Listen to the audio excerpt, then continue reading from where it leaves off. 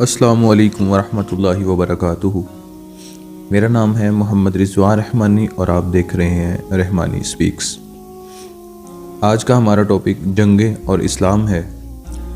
اس topic میں آپ کے بہت سے سوالات کے جوابات انشاءاللہ آپ کو مل جائیں گے کہ اسلام میں جو جنگیں ہوئیں اور ان میں لونڈیاں اور قیدی بنانے کے بارے میں اعتراضات، اور اسلام جبر کر کے پھیلا ہے، اس طرح کے سوالات، اور اسلام تلوار کے بل بوتے پر پھیلا ہے، ان تمام سوالات کے جواب انشاءاللہ اس میں آپ کو تسلی بخش مل جائیں گے۔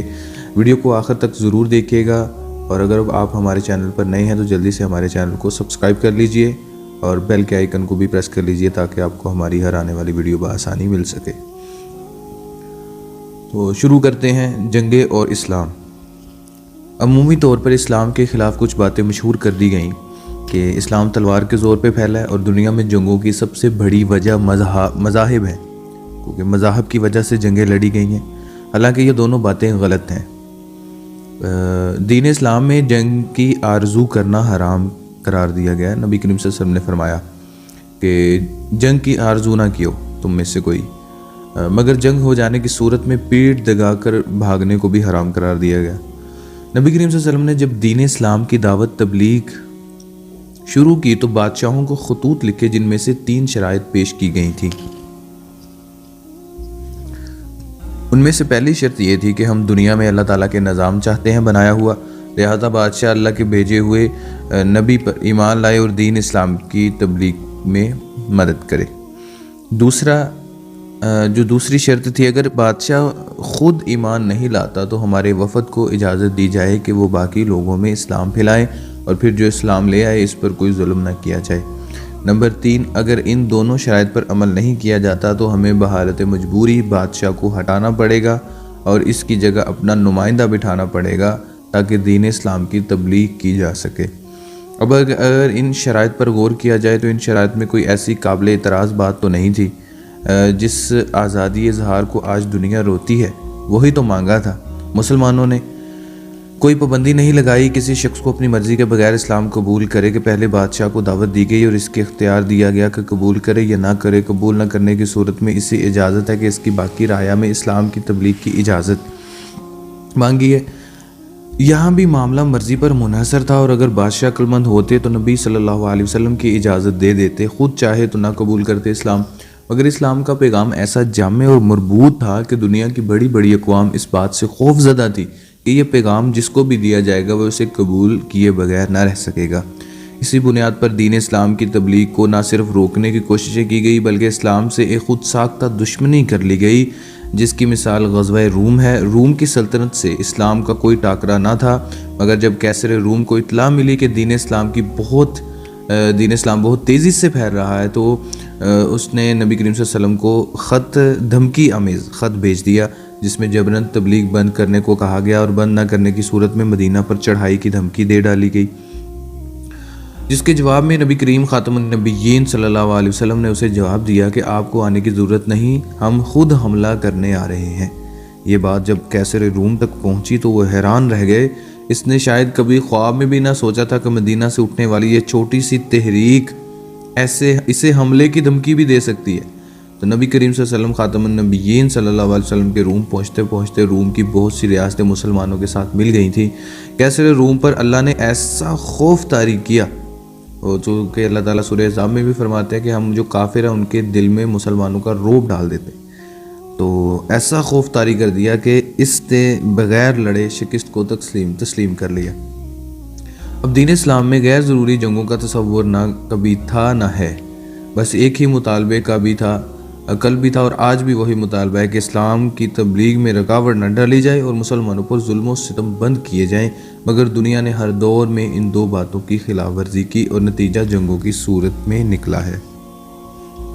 جیسا کہ میں نے شروع میں آپ سے بات کی تھی کہ جنگیں اور اسلام میں کچھ غلط فہمیاں اور بھی پائی جاتی ہیں، جن میں غلام اور لونڈیوں کا موضوع بہت اہم ہے۔ اس پر بھی بات کر لیتے ہیں کہ دنیا بھر میں جنگ کے نتیجے میں جو قیدی پکڑے جاتے ہیں ان کی آزادی کی بس ایک ہی صورت ہوتی ہے، ان کی حکومت قیدیوں کے تبادلے میں اسے چھڑوا لے، مگر اگر ایسا نہ ہو سکے تو جنگی قیدیوں کی رہائی کے لیے کوئی اور صورت ممکن نہیں ہوتی۔ ڈاکٹر عافیہ صدیقی اس کی ایک مثال ہیں، جس کو امریکی عدالت نے جرم واضح نہ ہونے کے باوجود 80 سال کی قید سنا کر اگر اس نے 120 سال کی عمر پائی تو رہا ہو جائے گی، ورنہ قید ہی کے دوران اس کی موت واقع ہو جائے گی۔ ایسا سلوک دنیا کی ہر قوم اپنے قیدیوں کے ساتھ کرتی رہی ہے، مگر اسلام میں ایسا نہیں ہے۔ اسلام میں قیدیوں کی آزادی کی اور بھی کئی صورتیں موجود ہیں۔ قیدیوں کے تبادلے میں بچ جانے والوں کو مایوس ہونے کی ضرورت نہیں، کیونکہ دین اسلام میں 10 صحابہ کو لکھنا پڑھنا سکھانے کی صورت میں بھی آزادی مل سکتی ہے۔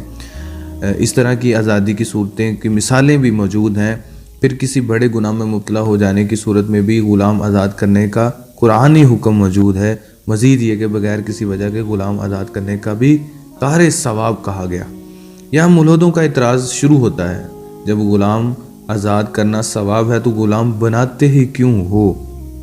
تو یہاں اس بات کی وضاحت انتہائی ضروری ہے کہ اسلام آنے سے پہلے غلاموں کی کئی صورتیں تھیں، جن میں بعض دفعہ آزاد انسانوں کو خرید کر بھی غلام بنا لیا جاتا تھا، مگر اسلام آنے کے بعد اب کسی کے غلام بننے کی صرف اور صرف ایک ہی صورت ہے کہ وہ مسلمانوں کے خلاف جنگ لڑے اور شکست کھا کر گرفتار ہو جائے۔ اس کے علاوہ کسی نہ کسی کبھی غلام بنایا گیا، نہ لونڈی کسی کو بنایا گیا۔ یہاں تک کہ جن کافروں کو شکست دی، ان کے وہ لوگ جنہوں نے جنگ میں حصہ نہیں لیا، ان پر مکمل اختیار ہونے کے باوجود ان کو اپنے دین کے مطابق آزاد زندگی گزارنے کے مواقع دیے ہیں اسلام نے۔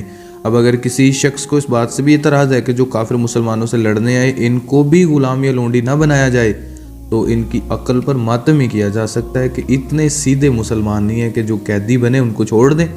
وہ جو مسلمانوں کو قتل کرنے کے لیے، مارنے کے لیے آئے تھے، ان کو اصل سے چھوڑ دیں۔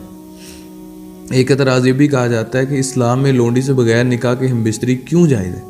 حیرت انگیز طور پر معترضین کا تعلق ایسے قبیل سے ہے جو سرے سے نکاح کے قائل ہی نہیں ہے، اور ہمیں کہتے ہیں کہ آپ لوگ نکاح آپ لونڈی سے جمع کرتے ہو بغیر نکاح کے، اور تم لوگ تو اولادیں پیدا کرتے ہو اور ایسے ریلیشن پیدا کرتے ہیں یہ ملحدین بغیر نکاح کے۔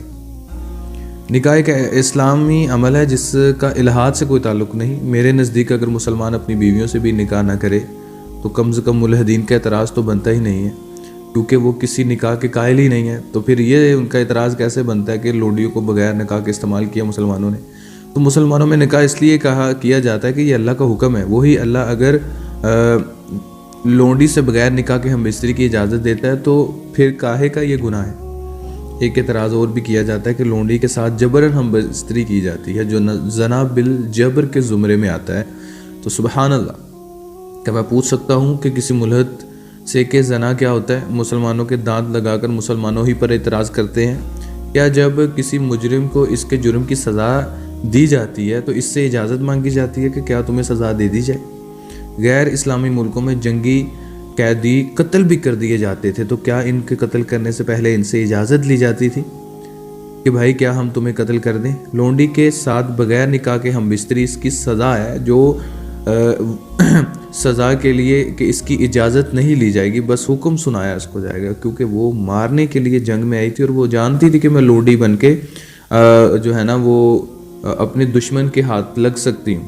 اس کے باوجود وہ جنگ میں لڑنے آئی، اور مسلمانوں کو اگر مسلمانوں کے ہاتھ نہ لگتے، مسلمان ہار جاتے، تو نہ جانے کتنے مسلمانوں کو مارا جاتا، وہی عورتوں کے ہاتھوں سے جو آج لونڈی ہے اور سزا کے طور پر بغیر نکاح کے استعمال میں۔ ایک اور بات کی وضاحت انتہائی ضروری ہے کہ باوجود اس کے کہ قرآن میں لونڈی کے ساتھ ہم بستری کی اجازت ہے، مگر نبی کریم صلی اللہ علیہ وسلم نے کبھی کسی لونڈی سے بغیر نکاح کے ہم بستری نہیں کی۔ تو سنینا لاہوری جو ملحد ہیں، اس نے اپنی تحریر میں بہت سے حوالے دینے کی کوشش کی ہے کہ اللہ کے نبی نے ماریہ قبطیہ سے اوروں سے بھی جو ہے نا وہ بغیر نکاح کے اللہ کے نبی نے ان لونڈیوں کو ان کے ساتھ تعلقات قائم کیے ہیں۔ لیکن اس کے بہت خوبصورت جواب محمد سلیم صاحب نے اپنی کتاب الحاد، سائنس اور اسلام، اس کتاب کے اندر ان تمام کے جوابات دیے ہیں کہ کسی بھی لونڈی سے اللہ کے نبی نے بغیر نکاح کے اللہ کے نبی نے ہم بستری نہیں کی۔ ملحدین کی طرف سے اس کا بہت بڑا پروپیگنڈا کیا جاتا ہے کہ نبی کے پاس بہت سی لونڈیاں تھیں، مگر یہ محض خود ساختہ الزامات ہیں جن کا کوئی ثبوت موجود ہی نہیں ہے۔ آج بھی مسلمان دنیا میں امن ہی کے دائی ہیں، مگر دنیا کے ظلم و ستم کا شکار ہیں۔ مطالبہ آج بھی وہی ہے جو کل تھا، مسلمانوں پر جاری ظلم و ستم کی روک تھام اور آزادی اظہار کا حق، یہی ہے امن کا راستہ۔ ہم ملیں گے انشاءاللہ آپ سے خوبصورت سی نیکسٹ ویڈیو میں، تب تک کے لیے اپنے ارد گرد نواں کے ساتھیوں کا خاص خیال رکھیں۔ السلام علیکم ورحمۃ اللہ، اللہ حافظ۔